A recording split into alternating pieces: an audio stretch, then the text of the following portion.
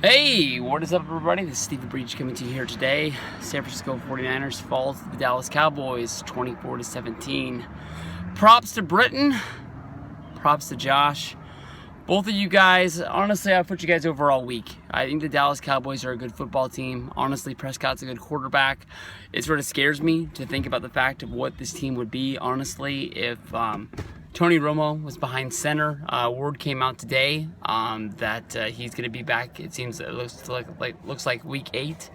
Hopefully they're not rushing him back too fast. Dez Bryant wasn't a scratch from today's game until game time. He barely came out on the field, but once he did come out on the field, once the game started, he was one of the best onside coaches that I've ever seen. This guy was in everybody's face, getting everybody fired up, wanting everybody to know that he wanted to be out there playing football more than anybody else on that sideline. And if he wasn't going to be able to do it, he was damn sure going to fire up anybody that had to go out there because he wanted to be there.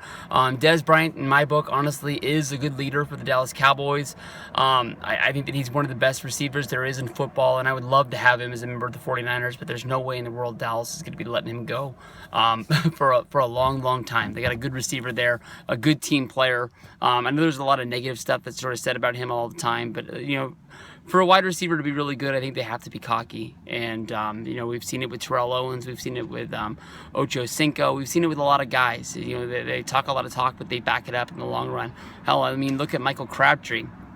He talked a lot of talk when he was in San Francisco. Now he's having the time of his life out there in Oakland. 3 touchdowns on the day today. But we're talking about the Niners here. The Niners struck fast and the Niners struck hard. 2 big touchdowns early on in the game. Gabbert to Gurley. Gurley plays for the fucking Rams. But we scored a touchdown there. The third down super short coming over from the New York Jets and the Detroit Lions. He's been a force for us. He's been one of Gabbert's favorite options there is on the day. Him and Selleck were the leading receivers on the team. He's a great pickup. We picked him up with the trade from Detroit. It looked like they were going to cut him with just a week left in camp. He came on over, had that big opening game against the Rams, and Gabbert loves pumping that ball into him. So we'll have to keep pumping the ball into him and hopefully find more success out of that. Running the football, Carlos Hyde had a touchdown early on in the game, made it 14-0, and then from then on, the offense just stalled out. It wasn't even so much the Dallas Cowboys defense was honestly that spectacular. It's just the Niners weren't able to move the ball. Prescott had a good day. He didn't put up huge numbers, but he didn't really make any mistakes at the same time either. Takeaways from this game, honestly, is you got to wonder, Jimmy Ward didn't play due to injury last week. We don't really know when he's going to return, but I would bet that he doesn't come back next week. Bowman got hurt today. He just went down when he wasn't even touched on a play, so that's sort of scary. Remembering about his knee trouble that he had.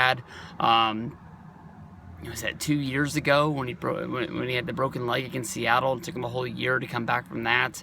We'll have to see what goes down. But we got Arizona. That's a tough fucking football team. I don't know what they did today, but I know last week Arizona didn't play like Arizona Cardinals football. Not the team that has been a force in the NFC West coming on strong for the last couple of years. But that's going to be a tough team to play. I know I fuck up his name all the time, but that Ipete is going to be wanting to guard that line. We loved it when he was on that team, and he was the number 1 guy. If you sign anybody that's a free agent this year, give the money to him. And he was the first guy to bail because they didn't really put 100% of their ducks in a row to try and sign him, and he took money before I think we even made him an offer to head to Arizona, and he's been a staple of that line. And I wish he was on this team. He'd make us a whole lot better as it is right now. But we were up 14-0 against a good Cowboys team. Cowboys at our leave here, they're going to be 3-1, and they honestly have a chance. They could have been 4-0. They should have won that Giants game.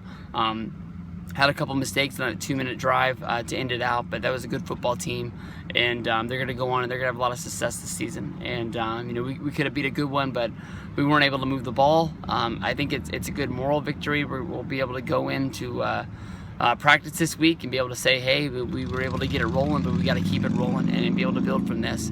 Anybody who doesn't watch the Niners, we're probably going to say that they're just a bad football team. But honestly, from watching this team and sort of listening to them on the radio every day and making sure this is my team and we're going to be a winner again, I can see signs of us becoming a good football team, and that it sucks that we lose, but it's good to see that there are things that we could be looking forward to, that we're not going to be a winner this season, but maybe next year we can turn something around and see what can happen. So peace out. See what happens in Arizona.